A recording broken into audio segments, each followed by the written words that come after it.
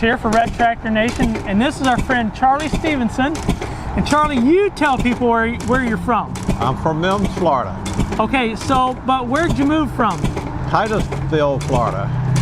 But how far did you have to move to go from Titusville to Mims? I didn't move anywhere. The post office changed my address.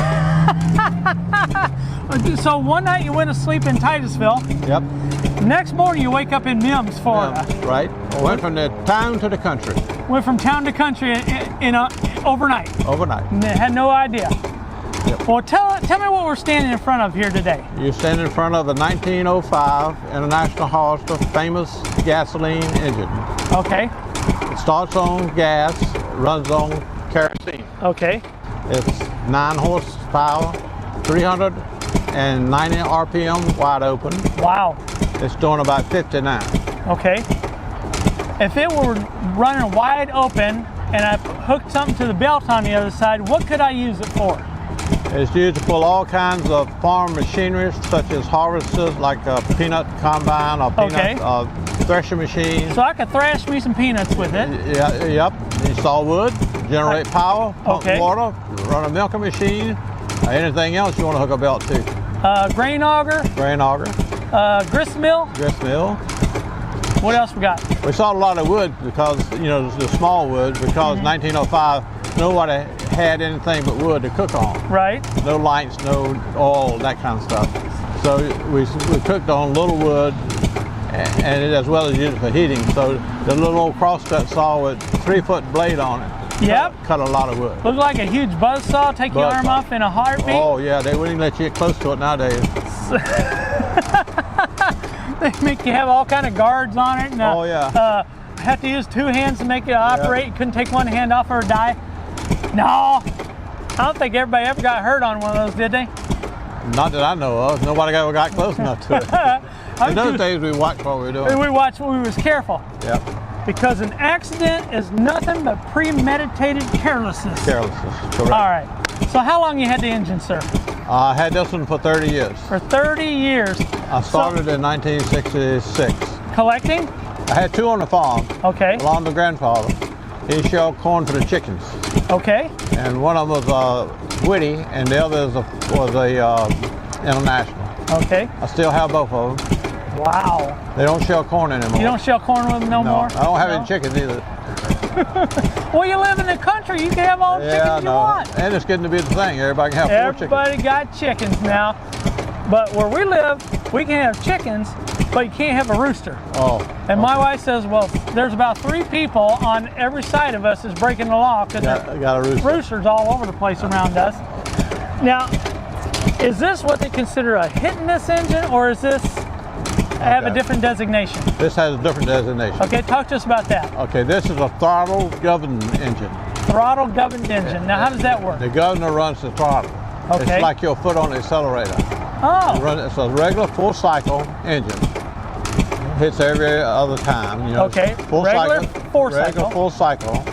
It's not hitting the way it normally would because I've got it detuned to make it run slower. Okay, so you got it turned down a little bit. Turned down just a little. Otherwise, would it run a little more steady? It run a little more steady. It hit a little bit more often. Okay.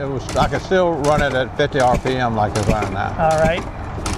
But it doesn't make a lot of noise. No, it doesn't. Not like a John Deere or some of my other tractors. It doesn't sound like somebody's banging a big gavel on a wood stump. That's because it doesn't miss. Theoretically, it doesn't miss. Okay. But it is missing a little bit. Okay. International made good engines in that they're quiet, number 1. Number 2, all the bearings are bronze brass bearings. Okay. The main bearings, the connecting rod bearings are brass bronze, which means I can use 30 weight oil instead of axle grease, so you know, wheel grease, right? Bearing grease. Like most of those had 10 Babbitt bearings, which ran out all the time. You have to re-pull. You have to change them. But does this have a self-oiler on it for that? No. It does not have a self-oiler. It has an oil well on both the main bearings that has cotton in it, and you put several drops of oil on the cotton, and the cotton will weep out during the day. It'll wick down to the wick or weep out and drop on the bearing. Right.